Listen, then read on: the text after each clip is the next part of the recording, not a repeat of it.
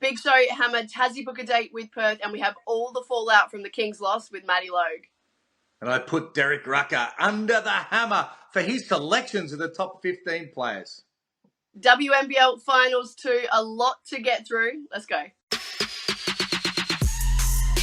This is the Basketball Show with Shane the Hammer Heel.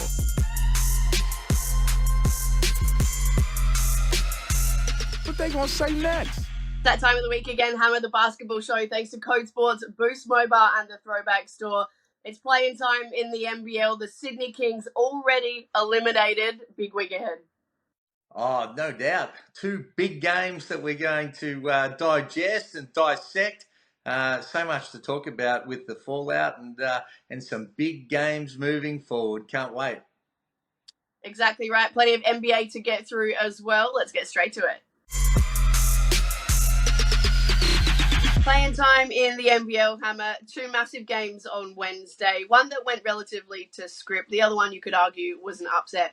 We'll start with that first one, the Jack Jumpers, a big win over the Hawks. What did you make of the entire game? Well, they were methodical. Right from the very tip, you could just see that the Tassie Jack Jumpers, they were ready to go. And even when Lee went down early in the game, Magnay came off the bench. And that was by far his best game of the season. And you can see that he's been building week after week, coming off the bench, probably not playing as much as what he was capable of. He was awesome. McVeigh was awesome. And whilst I was a little bit disappointed in the Hawks, I was more impressive from what Tassie did that actually made the Hawks lose that game. What did you make of the shoulder injury to Marcus Lee? After the game, Scott Roth said it was more of a scare and a pinched nerve. He said the doctor seemed really optimistic. And the good news is that they've got 5 or 6 days before they have to travel again. If that is game over, let's say he doesn't feature in this series against Perth, do you see Tassie being able to get it done? Well, I think it'll hurt them. There's no doubt about that. But they've got the pieces. They're relying on Magnay staying healthy. If he does that, he's capable of being the starting center, playing 35 minutes a game. I've said time and time again, he's the best center in the league when healthy. So I think they'll be okay. They've got some people on the bench that can play spot minutes for them, but they'd certainly rather him back at the same time. No doubt.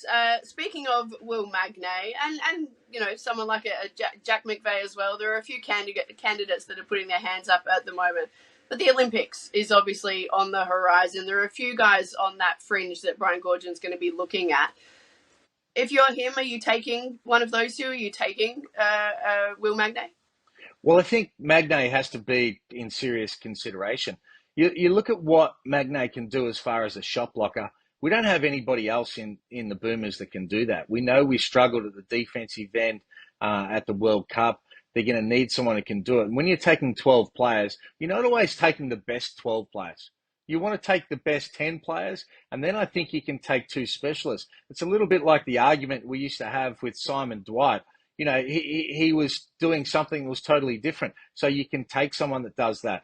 And Magnay's in that same boat. You could take a shot blocker and you can take a specialised shooter that probably don't play minutes but may be needed at different stages. So I think with his form, he's got to be in serious consideration as we speak right now. A handy 4 blocks last night, and of course we had DJ Vasiljevic on the Basketball Show not too long ago, and he put his hand up for that other shooting position as well. So watch this space, Brian Goorjian. The New Zealand Breakers ended the Kings season. Now this was arguably an upset given the Breakers. They are the walking wounded, obviously no Anthony Lamb. But then on game night, Martis was sent to the locker room. Zylan Cheethan went down with the ankle injury. Will McDowell-White playing injured with the shoulder. That was an incredible performance for them to be able to get it done. Speaking about the positives of New Zealand before we get on to the Kings. Oh, they were incredible, and they're so well coached. You know, they came in believing they could get that done, even though they were undermanned. And PJC was incredible. He's a top 3 player in the league. You know, he's tiny, but he just keeps going. And you could see at the end of that game the emotion that he had and what it meant to him and the passion as he went of really trying to carry that team to get a win. And he did. He carried the team. Everybody played roles, even though they were wounded. You could see guys limping and getting through and playing through that pain. was a complete contrast in the Sydney Kings. They deserved that win. I'm not sure they'll get through past this, but what an effort from them. Yeah, speaking of a complete contrast, it was really interesting watching the warm-up to that game. New Zealand looked relaxed. It looked like they had nothing to lose. They looked like they were up against a team that are a lot more talented than them. But again, with nothing to lose, they were relaxed. Whereas the Kings, it was darker over that side of the court. They could feel the pressure, and you could really see it from the warm-up. Speaking of the Kings, they also had that game. They were well in control. And then that second half, they just unraveled. What were you seeing watching on? Well, you could see a team that was so much more talented. There's no doubt about that. But you could see a team that is also in disarray as far as its culture across the club. And like there was one time that Hogue came out of the game and the coach is trying to talk to him. And the lack of respect from Hogue to his coach, where he just kept walking and totally just disinterested in what his coach had to say. Now, whether he's the best coach or not, that just comes down to culture again, about giving somebody the respect. And you could see all the way through. The Kings just didn't fight for it. They didn't have the same toughness and desire and passion to win that game for their club. They didn't feel that they wanted to go out there and win that for their club. Yeah, you've got somebody like Angus Glover that we saw in last year's finals. I mean, he played injured, and he virtually won that game for them at the end of the game with the three and offensive rebound and dunk and all those things while he was injured. And you got somebody that just bleeds for the club that can't get on. And that's where I think you see the disconnect with the players and management and what we're seeing and hearing from the fans as well. Yeah, that body language, being in the arena and being close to the group is pretty obvious. DJ's one of them.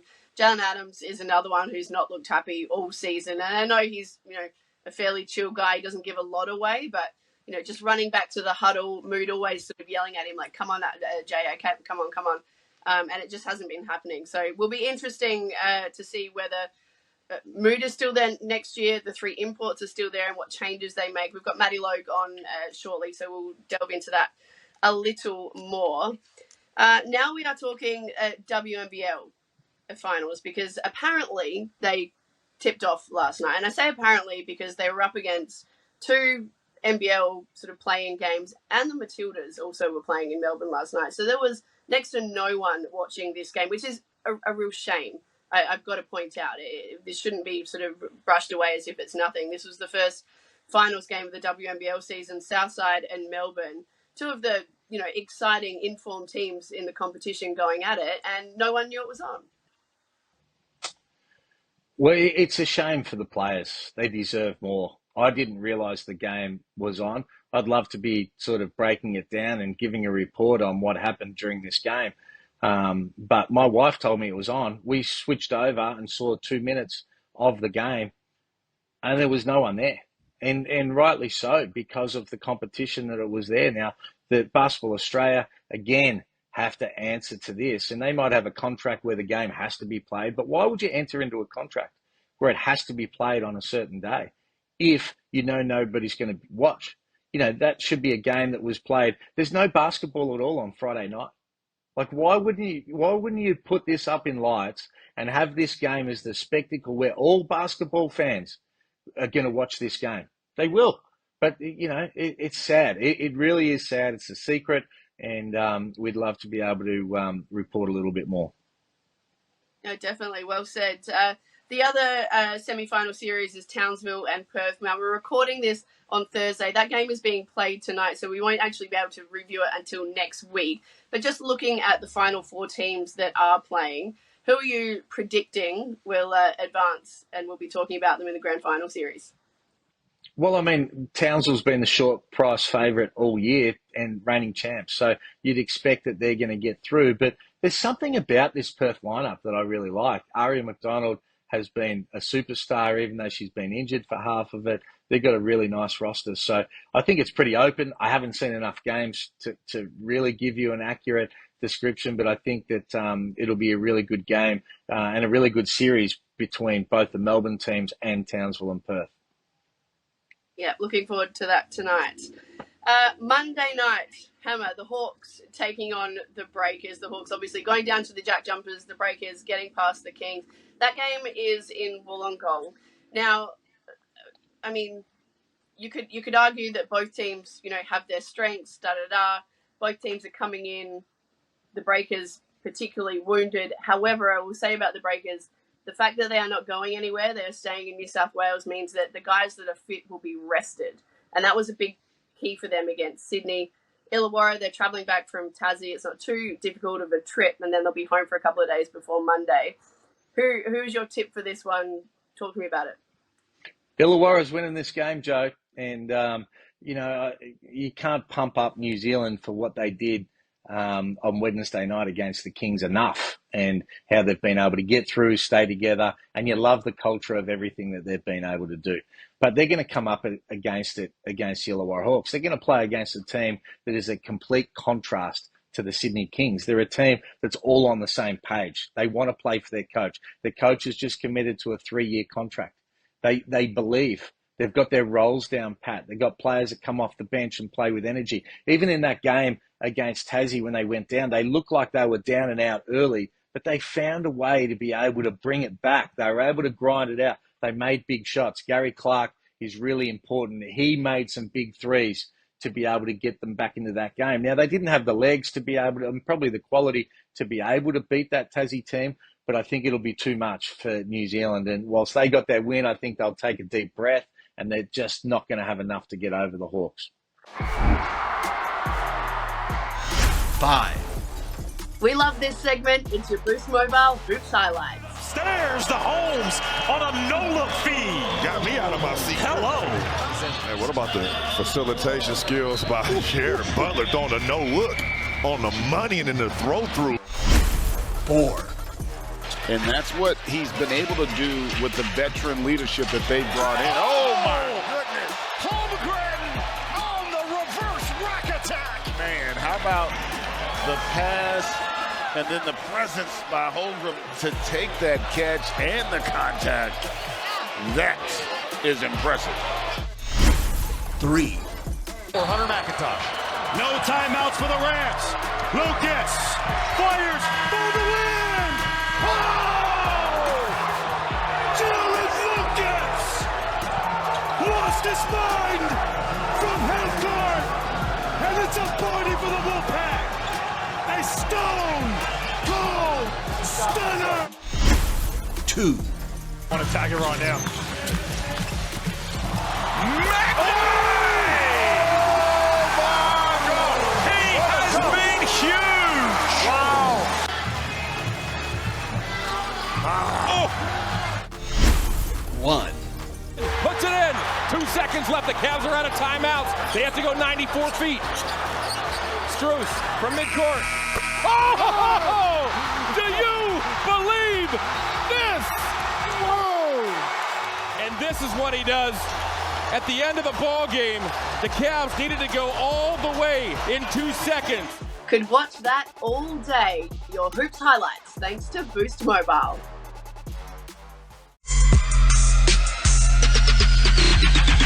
All right, time to welcome in Derek Rucker for Points Made. D, now you put a list together of the top 15 players in the NBL, and it caused quite the stir with the media, with fans, and even with some players. Before I get your thoughts on it, I know Hammer has a few things that he wants to add. So Hammer, go on. The floor is yours.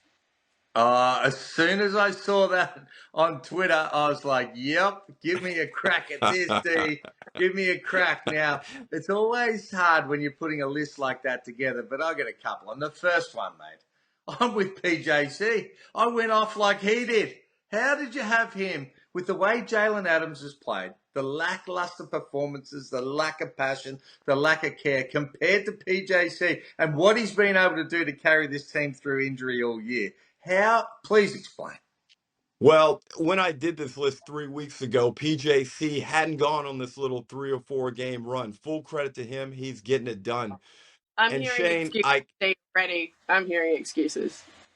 I gave Jaylen a bit of a bump up because he's a former MVP. There was a bit of blind faith and love there because of that.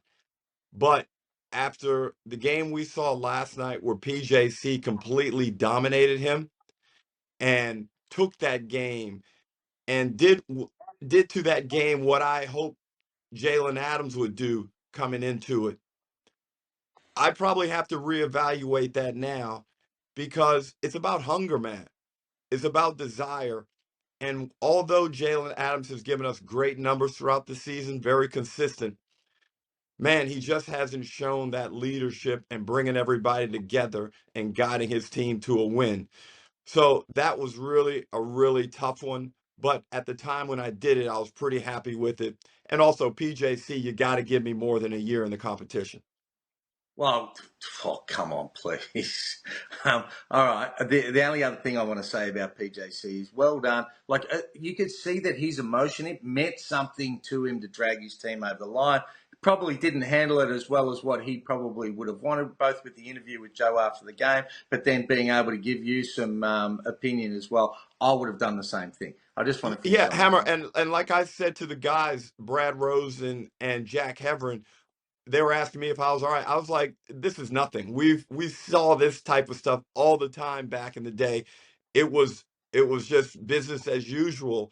And you know what? I'd much rather a guy come at me the way PJC did than some lukewarm guy who doesn't care, whatever. Like, bring me that energy and let's go at it instead of just being indifferent, not caring, taking an L back to the locker room and going about your business. That's weak to me. That's not being a winner.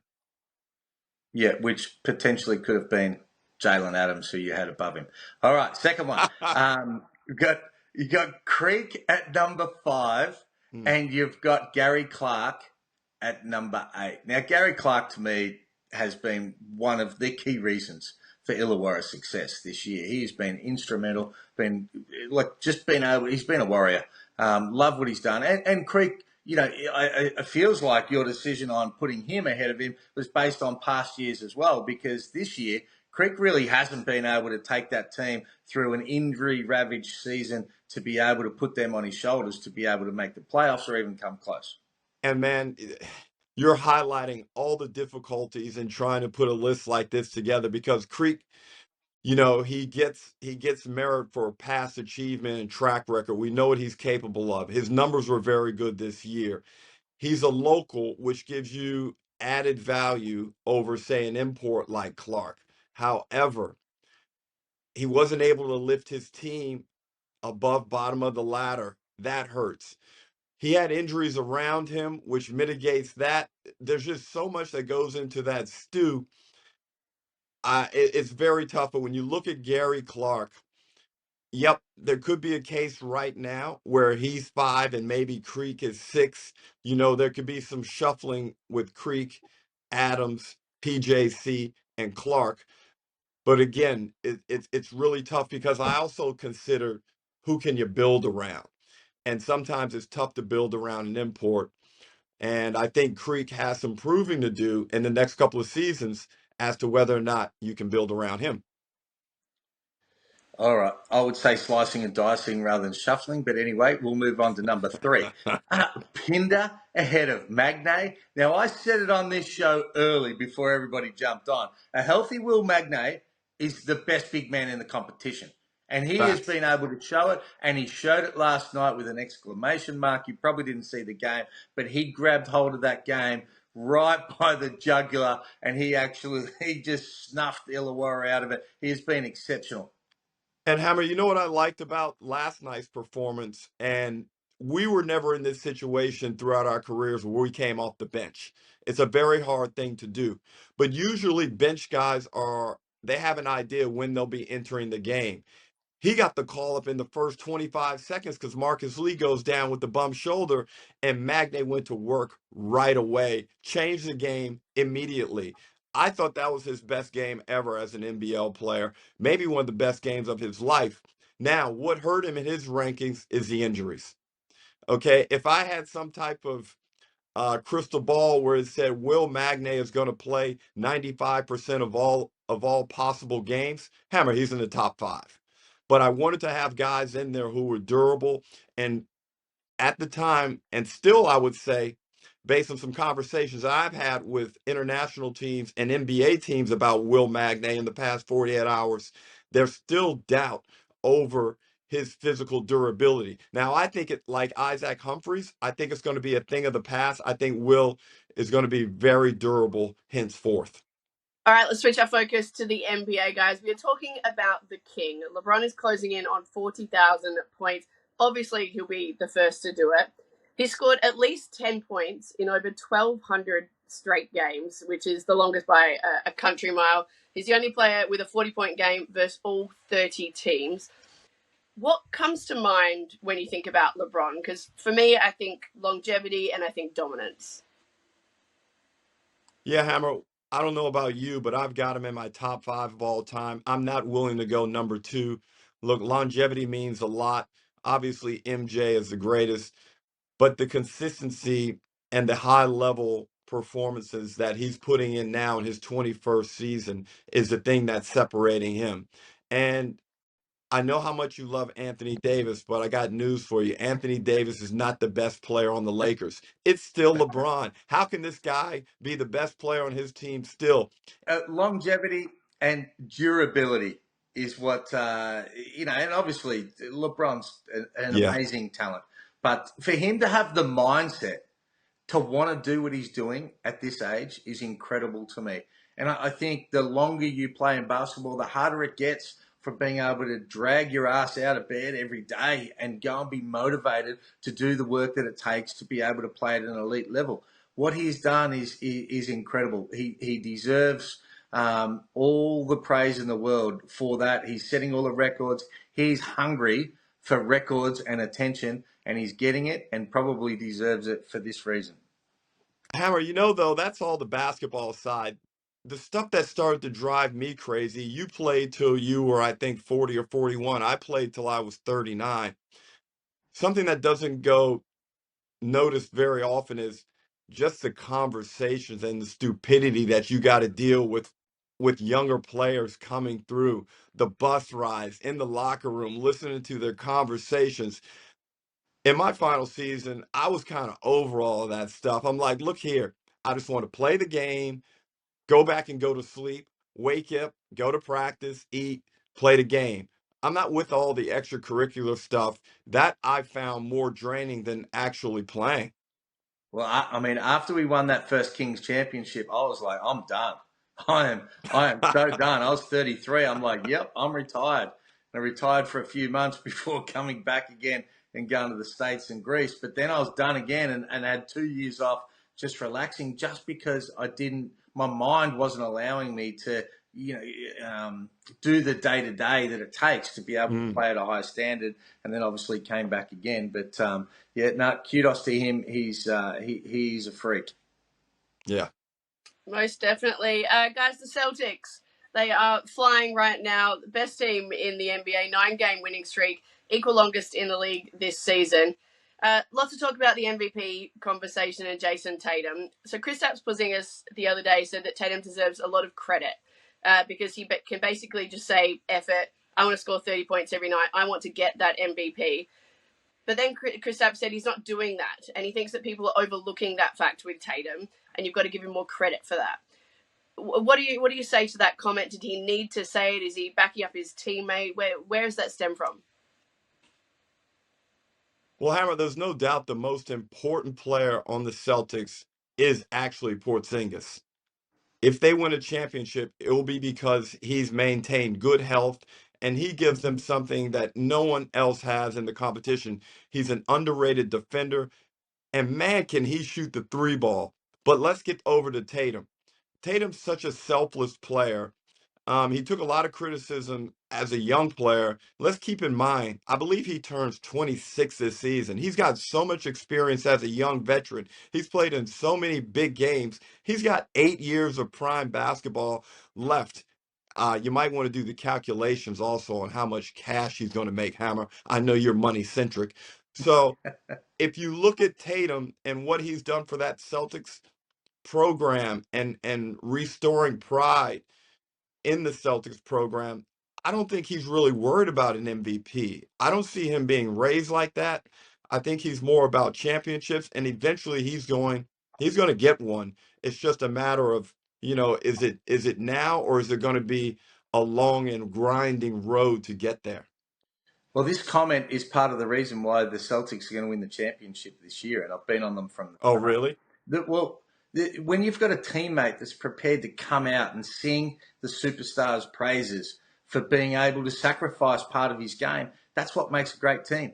He's stroking his teammate because he knows that he is capable. A different mentality of Tatum would be, even with those players around him, would still be trying to go win an MVP. So being able to stroke him like that and say, mate, it's all right, we understand, we appreciate what you're sacrificing because we know how great you are, then only helps Tatum fit back in for what the team goal is. And they've got so many great pieces. But when you say Porzingis is the most important, I think he plays a vital role, and a vital role that they didn't have before. But Tatum is that guy that's going to come through. He's the guy that has to come through, and he will. And these sort of comments, and you just see the way this whole thing's working out for the Celtics. They've got some great pieces that are really combining well. And the personality of this says a lot for me. Celtics are winning this thing. Bookmark this moment, Joe, please. I love that. All right, Matty Logue is joining us now for the Logue Down. Matty, we're talking about the Kings. Their season is done and dusted. So now attention turns to NBL 25. What went wrong? What needs to change? Is it the roster? Is it the coach? Is it something else? What are you hearing out of the Kings? Oh, look, Joe, it has been a disappointing season. Crazy when you still make a play-in. But by the standards of a team that's won back-to-back titles, then this season has been a failure for the Kings. Disappointing result last night. What's gone wrong? Well, I guess you've got to start at the top, and that's the hiring of Mood as coach. I believe, and I think people will later concede that has been the wrong man for the job. The Kings' defence has dropped off significantly. It was their trademark under Chase Buford, and that is no longer the case. In fact, it's like second worst in the league, and that's just not good enough for a franchise that does pride itself on success. So, look, I'm told in the coming days, Kings officials will have some pretty honest conversations. They had honest conversations only probably a month ago, when the season was sliding, and I was told then that Mood was gone, but officials stepped in and said, oh, no, let's just wait. But look, I think it's untenable now, guys. If you look at the Kings website and on Instagram and social media, the fans are not happy. I think there'd be a revolt if Mood stayed there next season despite being contracted. And I'm told, look, I just don't think he will be there next season. And I think it's the right move. I think he's done a great job in previous coaching jobs in the NBA and G League, particularly the G League, but I think it just hasn't worked here, and I think there'll be concessions behind the scenes with the Kings officials that's the case. I guess Joe and Shane will then move to the playing roster. Not so much from an underperforming point of view, but I think the big story to come out of this season with the Kings is that I'm told for a long time the roster behind the scenes has been fractured. They haven't necessarily all been on the same page. When Jaylen Adams, when Chase was there, Chase had a bit of a loose leash on Jaylen. He let him just, go and off the court and let him sort of be he's a bit of a chill character. So Chase understood that, where Mood has been a bit more strict. Mood's been like, no, you have to do what I say, and that has caused grief. But probably the biggest story, guys, I think, is Angus Glover. It's not like Angus has played poorly this season. But he's been benched for large stages, and I thought last night was the breaking point. Like your season's on the line, and he sat the whole game. Now I'm told you can go, Shane, but I'm told that Mood and Glover have been at each other the whole season. It hasn't been a happy relationship. Yeah. So what's behind all of that? Like, surely it's more than just the coach not wanting to play him. He didn't play in a 55-point game. Yeah. Well, I'm told it's personal. So at the start, when Mood said, rotations, and he wasn't playing him as much, I think Angus was frustrated by that. He vocalised that and said, come on. And I don't think that went down well. It then led to, I'm told, that Angus is potentially like, I don't want to be here, and other clubs have expressed interest. I'm told the likes of Adelaide, I know as recent times, Southeast Melbourne, Phoenix. Gus is not happy. He feels like he's played a two-time champion, played a big role at that club, and last year he played busted, guys. Like, he was busted, and the Kings can thank him for that because they got that second championship. So he felt a bit disrespected by that, and I think that's caused issues behind the scenes. It's been bubbling along, and then Mood's standing his ground and saying, well, like, no. And then I thought, like, it's got personal. That's what I'm told from reliable people around the Kings and within the Kings, that it's now personal. And it's now to the point where I don't think Glover wants to be there. But Kings officials will do their best to say, mate, come on, like, we'll convince him. But at the moment, those scars are pretty raw, and he's not happy. So the likelihood is that there'll be some player changes, potentially coach as well. What are you hearing about the imports, Matty, as well? Yeah, I don't. Jaylen is one that's so unpredictable. I don't think Jaylen will be there. You got Valentine. I have doubts about that as well. I think the Kings are claiming, or some officials are claiming that there won't be many changes to the roster. But I find that hard to believe following this season. It's been disappointing. Obviously, if Mood goes, and it's looking very increasingly like that, who then comes in as coach can play a major role. So, in the past, there's been names floated, and I've had it confirmed. Trevor Gleeson is someone that potentially could come into the mix. Gorge is always sniffing around, and at the end of the day, whether that happens or not, I don't know. But there's some things behind the scenes as well with ownership where that is also something to watch, because the Kings could look very different next season, not only from a playing and coaching perspective, but also how the franchise is structured behind the scenes with senior officials. So it's really interesting times for a franchise that have set the benchmark for so long, and I think now there's going to be some big changes coming.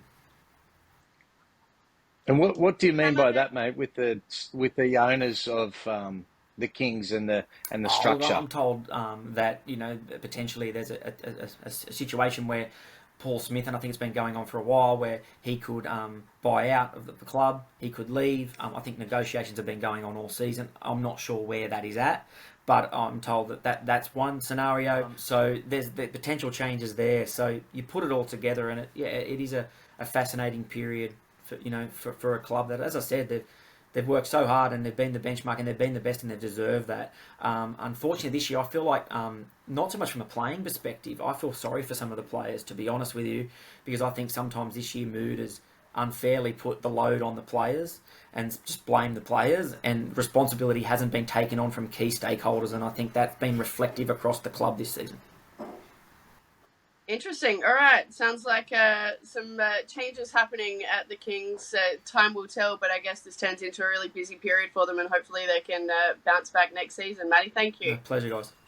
That's it for the basketball show this week. Again, thanks to Code Sports, Boost Mobile, the Throwback Store, and of course you guys for watching. Hammer, another huge week ahead. What are you most looking forward to?